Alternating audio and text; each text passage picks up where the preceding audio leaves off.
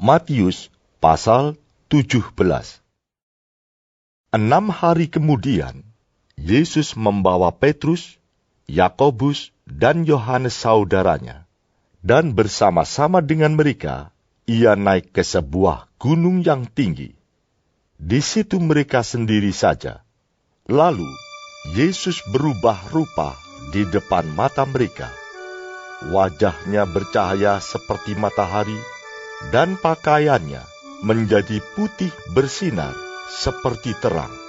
Maka nampak kepada mereka Musa dan Elia sedang berbicara dengan dia.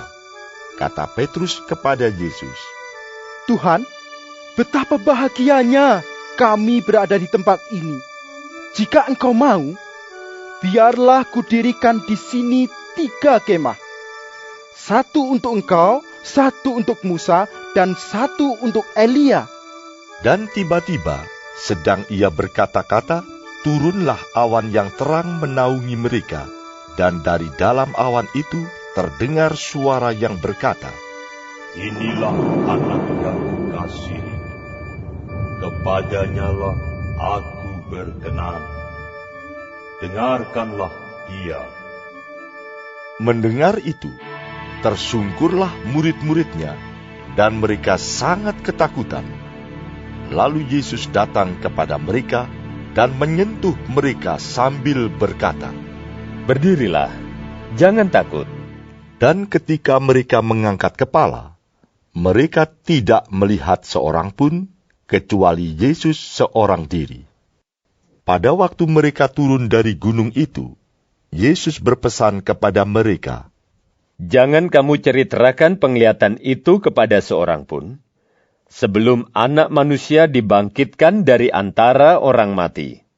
Lalu murid-muridnya bertanya kepadanya, "Kalau demikian, mengapa ahli-ahli Taurat berkata bahwa Elia harus datang dahulu?"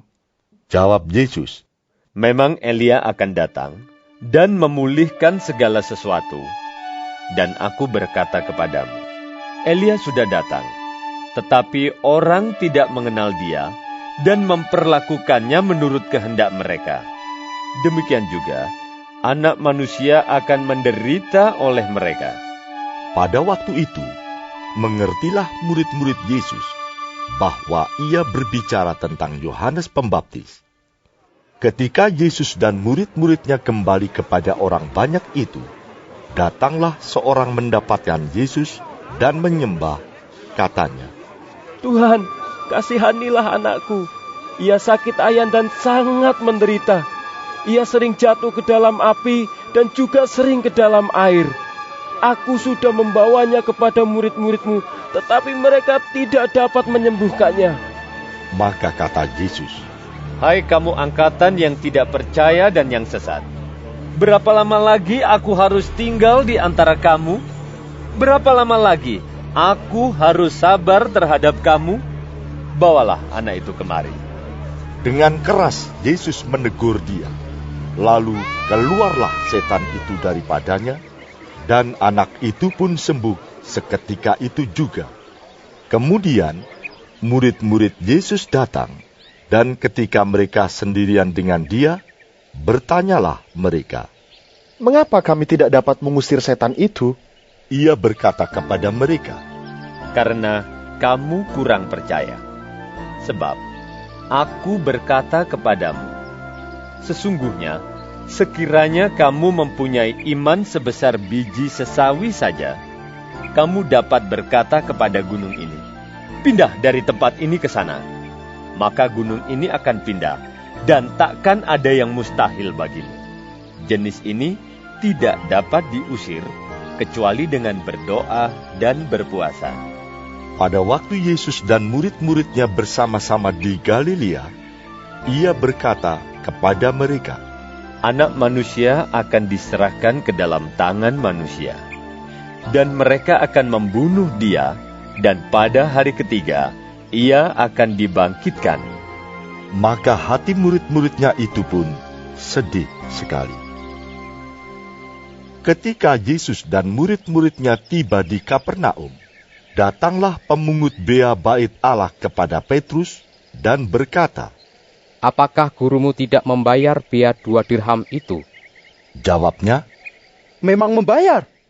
dan ketika Petrus masuk rumah, Yesus mendahuluinya dengan pertanyaan. Apakah pendapatmu, Simon? Dari siapakah raja-raja dunia ini memungut bea dan pajak? Dari rakyatnya atau dari orang asing? Jawab Petrus, Dari orang asing.